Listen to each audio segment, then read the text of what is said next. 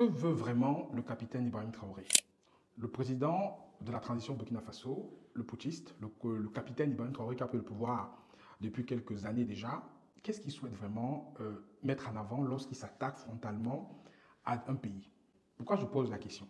Parce que j'ai vu un article ce week-end où Ibrahim Traoré dit que les déstabilisateurs de son régime se cachent en Côte d'Ivoire et la Côte d'Ivoire est complice de la déstabilisation de son régime. Ça veut dire aujourd'hui que il le dit frontalement, c'est une interview qu'il a donnée à la RTB, qu'il y a des fausseurs de troubles, qu'il y a des personnes qui en veulent dans son régime, qui sont cachées au niveau de la Côte d'Ivoire. Et il n'est pas au premier fait de cette histoire, ce n'est pas la première fois qu'il avance des propos comme ça, sans fondement. Moi je dis sans fondement. Parce qu'il y a quelques années déjà, ou quelques mois de ça, quelques mois je crois, c'est pas quelques mois, il avait justement dit que la Côte d'Ivoire était à l'origine des problèmes d'électricité au Mali, ce qui n'était pas le cas. Il avait accusé la Côte d'Ivoire de financer des personnes qui venaient de s'établir son régime, ce n'était pas du tout prouvé. Donc aujourd'hui, il est encore parti beaucoup plus loin en disant qu'effectivement, la Côte d'Ivoire abrite des personnes qui veulent déstabiliser son régime. Donc je veux qu'on essaie un peu d'analyser froidement les choses. Il y a une carte qui va s'afficher là, où on va voir en fait les attaques terroristes, en fait, où est-ce qu'ils se passent, de façon, depuis qu'il a pris le pouvoir. Hein, c'est une carte en fait qui date de 8 mois après sa prise de pouvoir. On voit bien aujourd'hui que les attaques sont concentrées plus au niveau du Mali et du Niger. Donc c'est plus en fait avec ses copains de l'AES où il y a des attaques en fait. Au niveau de la Côte d'Ivoire, on voit qu'il n'y a pas grand-chose. On voit aujourd'hui que la Côte d'Ivoire, en termes d'attaques terroristes, la frontière ivoiro-burkinabé, c'est pas là où il y a les attaques maximum. Les attaques sont plus au niveau de la frontière avec le Mali et la frontière avec le Niger.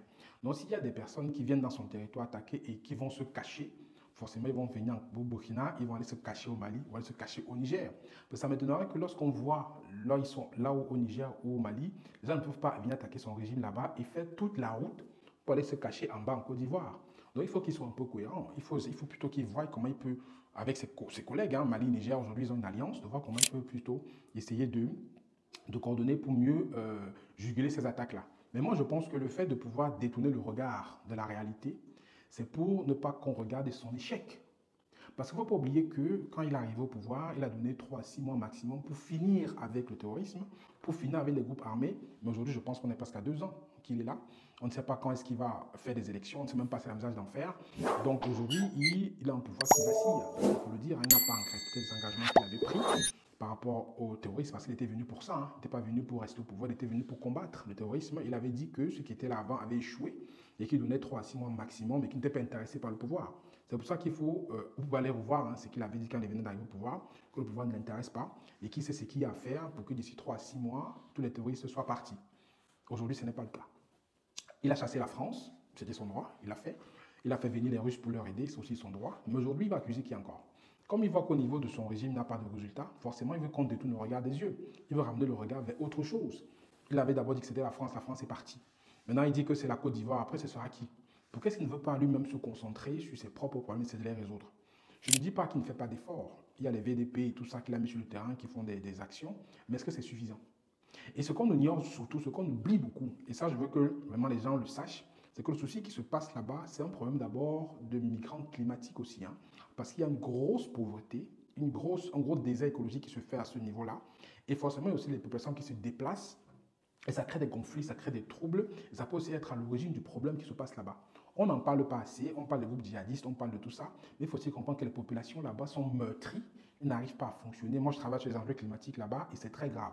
Donc, est-ce qu'aujourd'hui, il ne veut pas s'attaquer à ces problèmes-là? Est-ce qu'il ne veut pas surtout développer localement tout l'argent qui est mis dans l'armement, tout l'argent qui est mis dans la propagande? Pourquoi pas essayer de la mettre sur place et développer cet enjeu climatique-là et peut-être essayer de rendre les terres beaucoup plus arables, beaucoup plus cultivables et faire un développement endogène sur place au lieu de toujours chercher les coupables ailleurs? Parce que tantôt c'est la France les coupables, tantôt c'est les opposants de son régime les coupables, maintenant c'est la Côte d'Ivoire les coupables. Mais jusqu'où ce sera les coupables? Pourquoi lui-même ne se met pas en cause? Pourquoi il ne pas se poser la question lui-même? Quel est le vrai problème?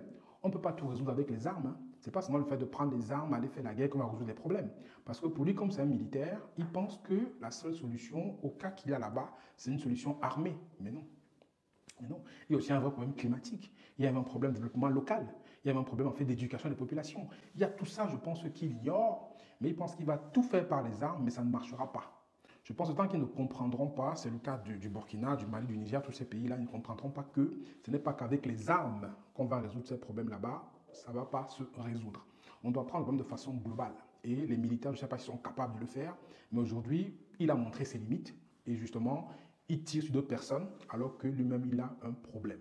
Donc voilà un peu, je ne sais pas ce qu'il souhaite vraiment, pourquoi il s'attaque frontalement à la Côte d'Ivoire, pourquoi est-ce qu'il veut monter un peuple comme un autre alors qu'il ignore et il oublie, bon, je ne sais pas s'il fait exprès, que tous les réfugiés en fait qui sont attaqués à la frontière avec les autres États vont se réfugier en Côte d'Ivoire. La Côte d'Ivoire accueille des centaines de milliers de réfugiés burkinabés qui ont fui la guerre. Donc, je ne comprends pas en fait quelle est sa démarche. Comment est-ce que la Côte d'Ivoire peut accueillir des réfugiés qui ont fui? Aujourd'hui, les attaques ne sont pas au niveau de la Côte d'Ivoire, les attaques viennent plutôt du côté Mali-Burkina, mais il accuse la Côte d'Ivoire d'abriter des personnes qui veulent déstabiliser son régime. Ce sont des opposants politiques. C'est normal qu'il y ait des opposants politiques aillent là où se sentent en paix. C'est normal. Donc, je ne vois pas quel est le problème. Et si aujourd'hui, il y a des personnes qui dénoncent son régime et qui vont se cacher en Côte d'Ivoire ou ailleurs, c'est de leur droit parce qu'ils veulent se mettre en sécurité pour qu'on ne puisse pas les tuer, tout simplement. Donc, je ne vois pas exactement quel est son sujet. Moi, je pense qu'il ferait mieux, d'abord de un, à comprendre que ce n'est pas qu'avec les armes qu'il va résoudre le problème. D'accord? Il doit comprendre que le souci qu'il y a là-bas, ce n'est pas qu'un souci militaire, c'est aussi un souci de développement local. Les gens ne faut pas plaire aux gens, mais c'est la réalité. De deux, il doit comprendre qu'au lieu d'investir dans l'armement, il faut aussi investir au niveau du développement local. Il faut aussi qu'il regarde de près le problème climatique. Il faut qu'il regarde de près les migrations climatiques. Il faut qu'il regarde de près l'éducation.